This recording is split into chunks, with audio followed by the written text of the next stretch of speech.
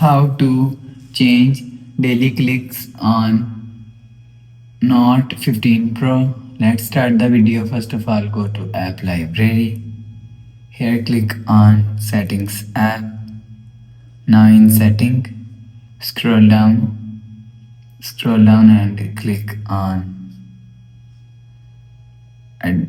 additional settings.